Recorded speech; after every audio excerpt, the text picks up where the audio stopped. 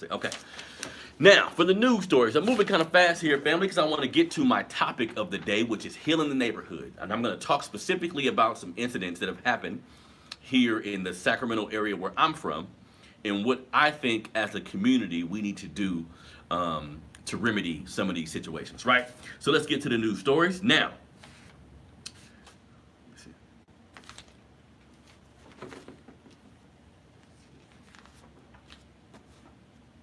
oh, so this is some pretty weird shit that I found, and I want to know everybody's opinion on this type of thing. So, and this happened in Texas, right? And I'm not too sure if you guys have seen, there has been like this thing online where I've been seeing that white men get like this blackface costume almost. It's like a blackface mask that you can put on, and the shit look real.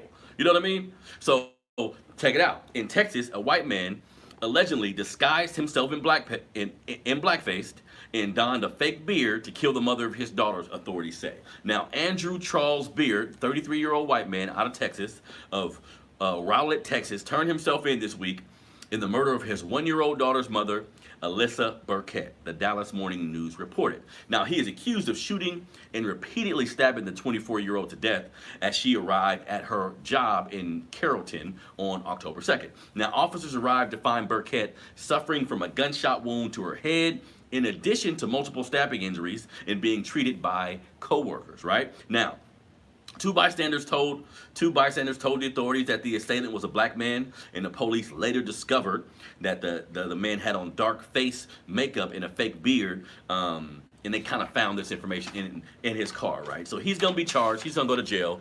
But here's the bigger topic to me, right? Because I researched this a little bit, and it's been 2 or 3 different incidents where either someone has did a crime or done something where they're parading around in this blackface shit, right? So the first question I'll be having is, now I understand how blackface was used traditionally to make fun of us, basically. The first form of entertainment in this country, if you guys didn't know, was blackface, like white men perpetrating lazy black people as a form of satire comedy almost, you know what I mean? But in this situation, this makes me think, right? Because of course, this guy was caught.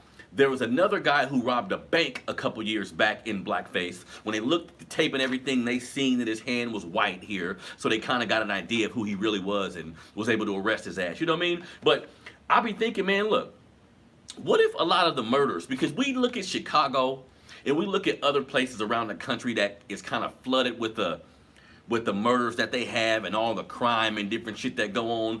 I'm wondering, how many of those crimes maybe was by somebody white who actually had on some blackface shit? I'm not going to think that these incidents that we've seen or that's been coming out in the news are the only incidents where this possibly happened. Now, I'm got my conspiratorial shit on right now, but what if it's been longer than that? What if white men are actually out here doing crimes a lot where they got on this whole blackface shit, right? So we need to be aware of this shit as black people and be aware of how different caricatures of us can be used to do crimes and shit. You know what I mean? Because look, like I said, if you look at Chicago and it's 50 murders in a weekend, 70 murders in a weekend, my thought process behind that, of course, I want my people to be accountable. And if we're out here murdering people, if it's black folks, you got to go to jail, you got to go to jail. Now, of course, I understand the systematic indifferences that we've had to face in this country that puts some of us in a position where you need to do crime or you need to do some fuck shit, right? But at the end of the day, 30, 40 murders in a weekend and you're not catching nobody? Like you don't have a way to get clues on where things is gonna happen and like do some police work to stop some of this shit. That's my opinion. If you're in a city and you're the governor of the city, of the mayor of the city, the police chief of a city, and you have this many murders on a weekend, this should cause for you to be alarmed, right? This should cause for you to be alarmed to the point where you're gonna figure something out. Okay, how can we curve this? Now, if 30 or 40 white people were getting killed in the weekend, it's my understanding, it's my belief that they gonna step in immediately. No. Y'all not gonna be killing each other like this. Let's put different things in play, right? So when I see all these murders every weekend, and this ain't really in other cities besides Chicago. And maybe y'all can correct me on that, but I haven't seen any other city besides Chicago have that amount of murders in one weekend per se. So I'm thinking, damn, is that just us? Are we that prone to violence?